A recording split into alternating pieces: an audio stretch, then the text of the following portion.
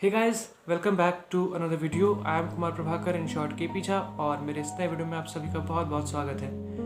तो दोस्तों, आज की ये कहानी है एक ऐसे लड़के की, शशांक, 8th स्टैंडर्ड का स्टूडेंट, जो बहुत ही नेगेटिव माहौल में पला बड़ा। एक बच्चा जिसके माँ बाप अक्सर एक दूसरे से झगड़ते हैं। शशांक के पेरेंट्स वर्किंग पेरेंट्स हैं और दोनों ही शशांक को उतना वक्त नहीं दे पाते जितना उन्हें देना चाहिए था, और इस वजह से दोनों में आपसी अनबन भी होते। उसके वजह से जो तनाव शशांक महसूस करता है वो किसी से कह नहीं सकता, क्योंकि उसका कोई दोस्त नहीं है और स्कूल में भी सब उससे दूरी बनाए रखते हैं। तो शशांक की अच्छी पढ़ाई के लिए उसके माँ बाप ने उसे एक ट्यूशन ज्वाइन कराया। उस ट्यूशन में वो जाता, खुद को एंगेज रखता, पढ़ता और वापस घर आता। फिर वही किस्सा, उसके माँ बाप झगड़ते एक दूसरे के साथ और फिर वही तनाव भरा माहौल। एक दिन शशांक के ट्यूशन में उसी की स्कूल की एक फ्रेंड, या यूँ कहो उसकी ही एक स्कूलमेट, एडमिशन लेती है। वो पहले दिन शशांक के बगल में बैठती है और ट्यूशन दोनों पढ़ते साथ में। फिर दोनों, चूँकि एक ही स्कूल के हैं, तो स्कूल जाते हुए दोनों ट्यूशन की बातें और धीरे धीरे कई तरह की बातें वो लोग एक दूसरे के साथ करने लगे। दोनों बहुत अच्छे दोस्त हैं और शशांक काफ़ी बेटर फील करता है पहले से।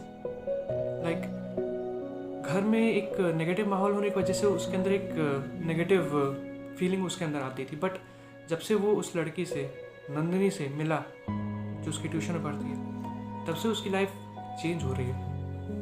वो अब पॉजिटिव किस्म का इंसान बन रहा है। अब वो पॉजिटिव फील करता है काफ़ी, और पहले की तरह, पहले से ज़्यादा वो खुश रहता है। उसने नंदिनी को लाइक करना शुरू कर दिया, बट ये बात वो कभी उससे कह नहीं पाता। एक दिन हिम्मत करके उसने नंदिनी को ट्यूशन के बाद बुलाया और कहा कि उससे कुछ ज़रूरी बात करनी है। नंदिनी जाती है वहाँ और शशांक कहता है कि नंदिनी, जब से तुम मेरी फ्रेंड बनी हो तब से मैं बहुत ही ज़्यादा पॉजिटिव फील करने लगा। मुझे अब बाकी चीज़ों में अब ज़्यादा इंटरेस्ट आने लगा, जैसे पढ़ाई, आर्ट्स, स्पोर्ट्स एंड कल्चर, क्योंकि तुम्हारे साथ रहते रहते मैं काफ़ी कुछ नया सीख रहा हूँ और मैं चाहता हूँ कि ये चीज़ हमेशा रहे। हमेशा मैं कुछ ना कुछ सीखता रहूँ और मैं चाहता हूँ कि तुम मेरे साथ इसकी पार्टनर बनो। हम दोनों साथ में ये सब चीज़ें एक्सपीरियंस करें, नई चीज़ें सीखें। और वो कन्फेस करता है कि वो उससे बहुत पसंद करने लगा। नंदिनी घबरा जाती है। वो शशांक को कहती है कि मुझे कुछ समय चाहिए, और तभी वो उससे कुछ अपना जवाब दे पाएगी। शशांक कहता है, ठीक है, अपना वक्त ले लो तुम, और जो भी तुम्हारा फैसला है मुझे मंजूर होगा। लेकिन अगले ही दिन शशांक के स्कूल में, उसी के क्लास में, उसके क्लासमेट्स को ये बात पता चल जाती कि वो नंदिनी को उसने प्रपोज किया, उससे कन्फेस किया। ये बात पूरे क्लास में फैल गई, यहाँ तक कि नंदिनी के सेक्शन में भी ये बात फैल गई कि शशांक ने उससे प्रपोज किया। दरअसल ये बात नंदिनी ने ही अपनी सहेलियों को बताई और उसकी सहेलियों ने ये बात पूरे क्लास में फैला दी। ये बात जब शशांक के क्लासमेट्स को पता चली तो उसने उसे तंग करना शुरू कर दिया। उसके नाम पे उसे छेड़ते थे, उसे बहुत बुरी तरीके से bully करते थे, उसे बहुत परेशान करते थे। इस वजह से वो बहुत ज़्यादा हर्ट हो गया। अब वो स्कूल जाना नहीं चाहता था, वो ज़्यादा स्कूल जाता भी नहीं था, अक्सर वो घर पे ही रहता था, अकेले समय बिताता था। बट उसने फैसला किया कि नहीं, बस बहुत हो गया, अब ये अकेलेपन मैं ऐसे नहीं काट सकता। चूँकि शशांक क्रिकेट खेलने में बहुत अच्छा था और क्रिकेट की अच्छी जानकारी थी उसे, तो वो उसने अपने मम्मी पापा से कहा कि वो क्रिकेट कोचिंग ज्वाइन करना चाहता है। उसके मम्मी पापा ने उसे क्रिकेट कोचिंग कोचिंग में ज्वाइन करवा दिया। वो क्रिकेट कोचिंग जाता, वहाँ खेलता, वहाँ प्रैक्टिस करता, लेकिन फिर भी उसे वो चांसेस नहीं मिल रहे थे टीम में खेलने के। लेकिन फिर भी वो अपना पूरा एफर्ट लगाया जा रहा था उस खेल में, अपने खुद को एंगेज कर रहा था किसी तरीके से। ऐसे ही एक दिन जब वो ऑटो में बैठा घर जाने के लिए अपनी क्रिकेट कोचिंग से, तो उस ऑटो में उसकी एक क्लास टीचर भी थी। और उसकी क्लास टीचर ने जब उसे देखा कि वो वहाँ पे, तो उसने उसे टोका। वो पूछती है कि क्या बात है, तुम यही क्रिकेट खेलने आते हो क्या? हाँ, मैं तो यहीं आता हूँ। और आप? मतलब हाँ, मतलब कैसे? तो उसकी टीचर कहती है कि मेरा घर यहीं पे है। और बातों ही बातों में उसकी टीचर उससे ये पूछती है कि तुम तो काफ़ी आजकल स्कूल में नहीं आते, और जब आते भी हो तो सबसे एकदम अलग रहते हो, पता नहीं किस दुनिया में खोए रहते हो तुम, क्या बात है, सब ठीक है? शशांक अपनी बात बताता है कि उसके घर में कैसा माहौल है, और वो उसका कोई दोस्त नहीं है, इसलिए वो खुद को इस क्रिकेट में एंगेज कर रहा है। शशांक बताता है कि उसके क्रिकेट कोचिंग में एक टूर्नामेंट शुरू होने वाला है, जिसमें वो भी पार्टिसिपेट कर रहा है। तो वो टीचर कहती है कि अपना पूरा फोकस इस गेम में लगा, और all the very best wishes कि तुम अपने लाइफ में बहुत कुछ अचीव करो।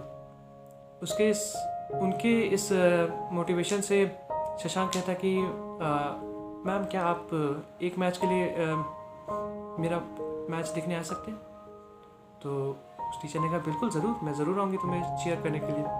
और ऐसा ही होता है, जब उसकी टीचर वहाँ आती है उसे चीयर करने के लिए, तो उसका कॉन्फिडेंस काफ़ी राइज हो जाता है, और वो काफ़ी बेहतर फील करता है, और बहुत ही अच्छा परफॉर्मेंस करता है वो पूरे टूर्नामेंट में। हर मैच में उसकी टीचर आती है उसे चीयर करने, और हर मैच में वो बहुत ही अच्छा परफॉर्मेंस करता है। और इसी दम पे वो अपना सिलेक्शन इंडियन टीम में बना लेता है। आखिरकार इंडियन टीम का सबसे चहेता स्टार बन जाता है ये शशांक, और सब इसे बहुत पसंद करने लगते हैं। एक दिन शशांक एक अपने दोस्त के पार्टी में एक रिसेप्शन में गया हुआ था।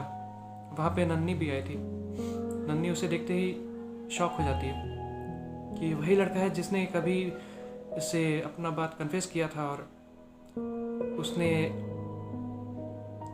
इसे इंसल्ट करवाया पूरे स्कूल में। शशांक जब वहाँ पहुँचता है तो नन्ही कहती है तुम तो यार बहुत बदल चुके हो, मतलब एकदम से क्रिकेट स्टार एंड ऑल, ये वो।